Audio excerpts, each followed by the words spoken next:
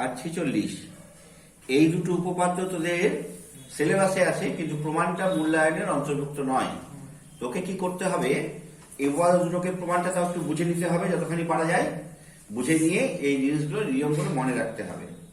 এটা হচ্ছে page number কত, পেজ নাম্বার 248। তো বলছে দুটি ত্রিভুজ সদৃশ্যকোণী হলে তাদের অনুরূপ বাহুগুলি সমানুপাতি হবে। ধর এটা একটা ত্রিভুজ আঁকলাম, এবিসি একটা ত্রিভুজ আঁকলাম ছোট করে, আর বড় করে একটা ছবি আঁকলাম ডিইএফ। আমি বইয়ের মতো করাচ্ছি না, একটু খেয়াল করবি। এবিসি একটা ত্রিভুজ আর ডিইএফ একটা ত্রিভুজ। তোকে স্বীকার হতে বললো যে ত্রিভুজ এবিসি ও ত্রিভুজ ডিইএফ এর কোণ এ সমান কোণ ডি, কোণ বি সমান কোণ ই, কোণ সি সমান হচ্ছে কোণ এফ। আর অনুরূপ বাহু হলো সমানুপাতি। অনুরূপ বাহু কাকে বলা হয়? সমান সমান কোণের বিপরীত বাহুকে অনুরূপ বাহু বলা হয়। ক্লাস 9-এ দেখবি স্থানাঙ্ক জ্যামিতি করার সময় এই হিসাবটা ছিল। তাহলে এ কোণের বিপরীত হচ্ছে বিসি, আর এর সমান কোণ ডি, এর বিপরীত হচ্ছে ইএফ।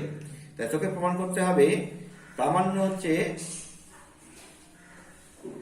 বিসি বাই ইএফ সমান এবি বাই ডি, আর এসি বাই 3 নাম্বারটিটা রাখ দিলাম এসি বাই ডিএফ। তোকে এটা হচ্ছে প্রামাণ্য। এটা করার জন্য তোকে কিছু আঁকতে হবে। আবার বলে দিচ্ছি, এবিসি একটা ত্রিভুজ আর ডিইএফ একটা ত্রিভুজ। এই দুটো ত্রিভুজ হচ্ছে সদৃশ্যকোণী। সদৃশ্যকোণী মানে হচ্ছে এই ত্রিভুজ ডিইএফ এর থেকে আমি বইয়ের মতো করছি না, এই বিসি বাহুর সমান করে এফ বিন্দু থেকে একটা অংশ কাটলাম, ধর এটা পি কাটলাম।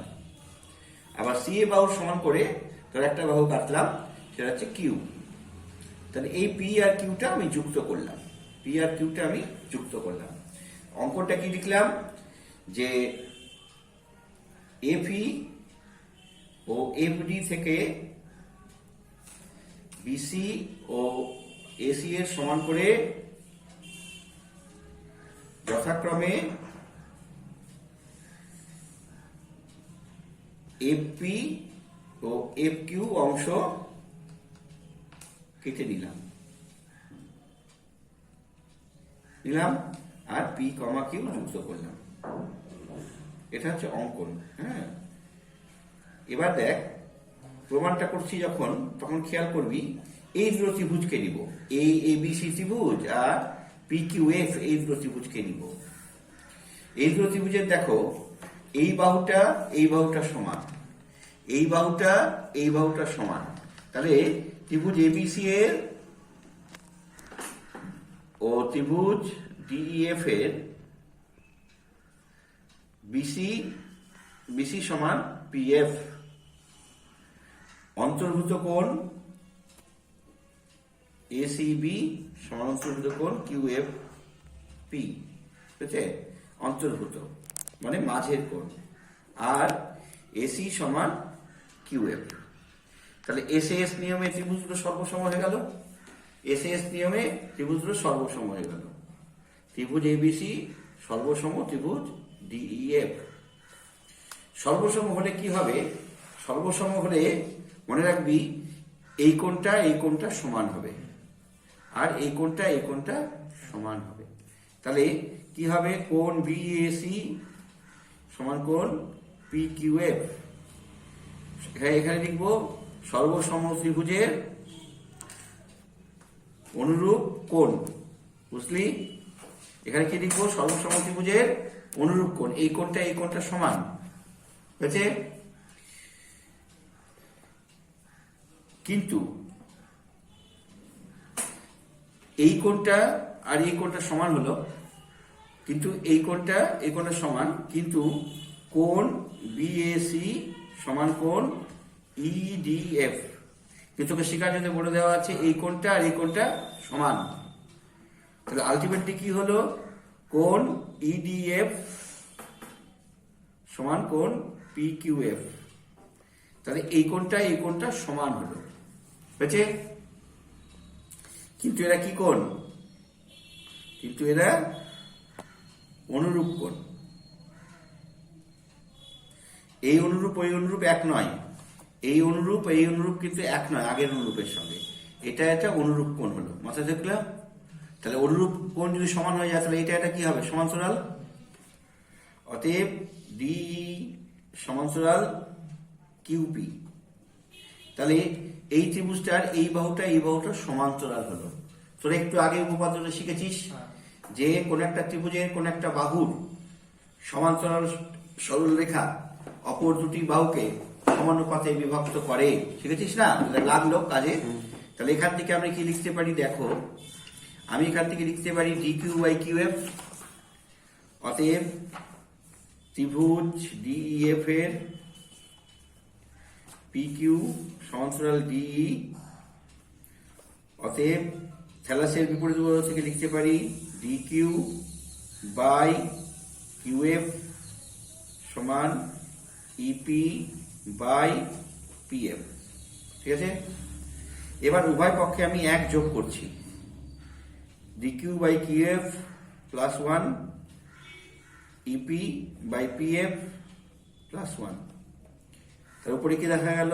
D Q plus Q F, নিচে হলো কিউ এফ। এখানে দেখা গেল ইপি প্লাস পি এফ, নিচে দেখা গেল পি এফ। তাহলে এটাতে কি হলো? ডি কিউ আর কিউ এফ সমান কি হলো? ডি কিউ আর কিউ এফ সমান হলো DF, DF by Q F সমান ইপি। ইপি হচ্ছে এটা আর পি এফ, তার মানে হচ্ছে ইএফ বাই পিই। কিন্তু একটা জিনিস খেয়াল কর, ডিএফ ডিএফ যেমন থাকলো আর কিউএফ মানে কি? কিউএফ মানে দেখ এসি লিখলাম। ইএফ থাকলো পি মানে কি? পিই। পিএফ মানে হচ্ছে কি? পিএফ মানেই বিসি। তাহলে এখান থেকে আমার কি প্রমাণ হলো? বিসি বাই, ব্যস্ত প্রক্রিয়া করে দিলাম, বিসি বাই ইএফ সমান এসি বাই ডিএফ। এই যে প্রমাণটা হলো একটা সাইড হলো বিসি বাই ইএফ। তাহলে বিসি বাই ইএফ সমান এসি বাই ডিএফ। অনুরূপ ভাবে তুই যদি ছবিটা এরকম করে না এঁকে ছবিটা তুই এখান থেকে কাটতি, বুঝছে? তাহলে কি হতো? তাহলে হতো তোর হচ্ছে এবি বাই ডি সমান, এখান থেকে যদি কাটতাম, এই যে এবি সমান করে এখানে কাটতাম, তাহলে কি হতো? এবি বাই ডি আর সমান এসি বাই ডিএফ। অনুরূপ ভাবে লিখে দিলাম। তাহলে কি প্রমাণ হলো? বিসি বাই ইএফ সমান এসি বাই ডিএফ সমান এবি বাই ডিই। এই প্রমাণটাকে একটুখানি বুঝে দিলাম। হ্যাঁ, আবার দেখে নে, আবার আরেকবার রিপিট করে দেবো। হ্যাঁ, পরে গুলো আবার রিপিট করে দেবো। না, এবার পরের উপপাদ্যটা হচ্ছে এর বিপরীত উপপাদ্য 46। এটাও তোর সিলেবাসে নাই প্রমাণটা। এখানে বলছে যে দুটি ত্রিভুজের বাহুগুলি সমানুপাতে থাকলে, ধর এবিসি একটা ত্রিভুজ নিয়েছে আর ডিইএফ একটা ত্রিভুজ নিয়েছে। এটা বইয়ের মতো করে ধর করালাম। এটা ডিইএফটা আগে লিখেছে না, আমরাও ডিইএফটা আগে করলাম। আর এবিসি একটা ত্রিভুজ, ঠিক আছে? বলছে এর উল্টোটা, যদি তোর এরকম হয় যে AB by DE BC by EF সমান এসি বাই ডিএফ হয়, যদি হয়, তাহলে তোকে প্রমাণ করতে বলছে কোণ এ সমান কোণ ডি, কোণ বি সমান কোণ ই, কোণ সি সমান কোণ এফ। এটা করার সময় তোকে মনে রাখতে হবে যে তোর আগের মতোই যে এই যে ডি সরলরেখাটা আছে, ডি থেকে এবি এর সমান করে একটা অংশ কেটে নিলাম। হচ্ছে এটা হচ্ছে নাম দিলাম হচ্ছে ডিপি, কাটলাম। আর এসি এর সমান করে একটা অংশ কাটলাম, সেটা হচ্ছে কিউ। তাহলে এখানে নাম দিলাম আগের মতোই পি এবং কিউ। অঙ্কটা ঠিক বইয়ের মতো করেই করবি, ঠিক আছে? এবার আমি থ্যালাসের যে উপপাদ্যগুলো সেগুলো কাজে লাগাবো। সে কিভাবে কাজে লাগাবো? তোকে বলে দিয়েছে কি যে এবি বাই ডিই সমান এসি বাই ডিএফ, তোকে বলে দিয়েছে এসি বাই ডিএফ। তাহলে এখানে এবির পরিবর্তে কি লিখব? ডিপি। দেখ এবির মানে ডিপি, ডিপি বাই ডিই। আর এসি মানে কি লিখব? DQ, DQ by DF. তার মানে দেখ এটা বাই গোটাটা যা অনুপাত হয়েছে, এটা বাই গোটাটা সেই অনুপাত হয়েছে। এখানে দেখ এবি সমান হচ্ছে ডিপি আর পিকিউ সমান হচ্ছে এসি, তোকে শিকার্যতে বলে দিয়েছে। তাহলে এখানে এরা কি হচ্ছে, এই ত্রিভুজটার ক্ষেত্রে খেয়াল করো, ডিইএফ ত্রিভুজের ক্ষেত্রে খেয়াল করো, এরা সমানুপাতে বিভক্ত করেছে। এটা হচ্ছে বইয়ের বিভক্ত করেছে অ্যাকচুয়ালি। আমি তো অন্তর্বিভক্ত দিয়ে বুঝিয়েছিলাম ডিপি বাই গোটাটা, আবার পিকিউ বাই গোটাটা, না ডিকিউ, ডিকিউ বাই পিএফ আর ডিপি বাই ডিই।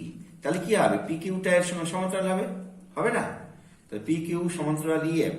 এটা হচ্ছে থ্যালাসের বিপরীত উপপাদ্য। তাহলে বিপরীত উপপাদ্য হলে এটা এরা যদি সমান্তরাল হয়ে যায়, তাহলে বল এই কোণটা সমান হবে। কোণ ডিপিকিউ সমান কোণ ডিইএফ হবে। এই কোণটা কেন সমান হবে? এটা সমান্তরাল, এটা হচ্ছে ছেদক। ডিপিকিউ সমান কোণ ডিইএফ হবে তো? আচ্ছা, আবার সেরকম ভাবে কি হবে? ডিকিউপি সমান হবে ডিএফই। এগুলো হচ্ছে অনুরূপ কোণ। অনুরূপ কোণ মানে দুটো সরলরেখাকে অপর একটা সরলরেখা যদি ছেদ করে, তা সিঁড়ির ধাপের মতো যে কোণগুলো সেগুলোকে অনুরূপ কোণ বলা হয়। এই অনুরূপ কোণটা এখানে কাজে লাগিয়েছি। আচ্ছা, এবার তাহলে এই দুটো ত্রিভুজকে যদি তুই নিস, ত্রিভুজ ডিপিকিউ আর ত্রিভুজ এবিসি, ত্রিভুজ এবিসি যদি নিস, তাহলে দেখবি দেখ এই দুটো ত্রিভুজের ক্ষেত্রে এটা সমান, কিন্তু তোকে কি বলেছে? এই ডিপিকিউটা আর ডিইএফটা সদৃশ্য কোণ। কেন? এই কোণ সমান, এই কোণ সমান, এটা সাধারণ কোণ। তা দুটো ত্রিভুজই সদৃশ্য কোণই হয়ে যায়। এই যে ডিপি সদৃশ্য হয়ে যায়, ডিপিকিউ আর ডিইএফ তোর একটু আগে শিখলি। যদি সদৃশ্য কোণই হয় তাহলে অনুরূপ বাহুগুলো সমানুপাতি হবে, সমানুপাতি হবে তো? তাহলে এখান থেকে আমরা কি লিখতে পারি? ডিপি বাই ডিই সমান ডিকিউ বাই ডিএফ। কিন্তু তোকে কি বলেছে? ডিপি না বলে ডি এর জায়গায় কি আছে? এবি। কিন্তু এবি বাই ডিই সমান এসি বাই ডিএফ। তোকে শিকার্যতে এটা বলেছে না, এবি বাই ডিই সমান এসি বাই ডিএফ। আর এই দুটো ত্রিভুজটিকে আমি কি লিখতে পারলাম? DP by DE DQ by DF. তাহলে আলটিমেটলি কি দেখা গেল? যে ডিপি বাহুটা হচ্ছে, ডিপি বাহুটা কার সঙ্গে সমান? ডিপি বাহুটা হচ্ছে এখান থেকে। এবার এই দুটোটিকে আমি কি লিখতে পারি? যে এবার এবিসি, এই ত্রিভুজ এবিসি আর এই ডিপিকিউ, এই দুটো ত্রিভুজ যদি নিই তাহলে কি হয়? ত্রিভুজ এবিসি আর ত্রিভুজ ডিপিকিউ যদি নিস, এর কি হলো? ডিপি সমান এবি, ডিকিউ সমান এসি, আর মধ্যবর্তী কোণটা কি? পিডিকিউ। এই কোণটা আর এই কোণটা সমান, কেননা সদৃশ্য কোণই তো। পিডিকিউ সমান কোণ বিএসি। ঠিক আছে? দরকার ছিল না এটা, যদি নাও করতি তাহলে কিভাবে করতাম? এবিসি আর ডিপিকিউ এর মধ্যে কি হতো? যে এই বাহুটা সমান হতো, এই বাহুটা সমান হতো, আর বিসিটা অটোমেটিক ভাবেই সমান হতো কার সঙ্গে? পিকিউ এর সঙ্গে। তাহলে এই সমানুপাতের নিয়ম থেকে পেয়ে যেতাম আমরা, তাই না? এবার অ্যাকচুয়ালি কি হলো? এই দুটো ত্রিভুজ যখন সর্বসম হয়ে গেল, মানে ত্রিভুজ এবিসি সর্বসম ডিপিকিউ হয়ে গেল। সর্বসম হলে কি লিখতে পারি? কোণ ডি সমান কোণ এ লিখতে পারি তো? কোণ পিডিকিউ সমান কোণ বিএসি, কোণ ডিপিকিউ সমান কোণ এবিসি, কোণ ডিকিউপি সমান কোণ এসিবি। আচ্ছা, এখন এই বিএসি যে কোণটা আছে এটা পিডিকিউ, এটা ঠিকই আছে, অতএব কি দেখা গেল, কোণ ডি সমান কোণ এ। ডিপিকিউ এই কোণটা মানে এই কোণটা ই কোণ, তার মানে এখানে দেখা গেল যে ই কোণটা বি কোণের সঙ্গে সমান। আর ডিকিউবি মানে এই কোণটা মানে এফ কোণটা, তার মানে এই কোণটা দেখা গেল এফ সমান কোণ সি। তার মানে কি প্রমাণিত হলো, যে যদি দুটো ত্রিভুজের বাহুগুলো সমানুপাতি হয় তাহলে ত্রিভুজ দুটো সদৃশ্যকোণী হবে। এই দুটো উপপাদ্য তোরা করবি। হ্যাঁ বন্ধুরা।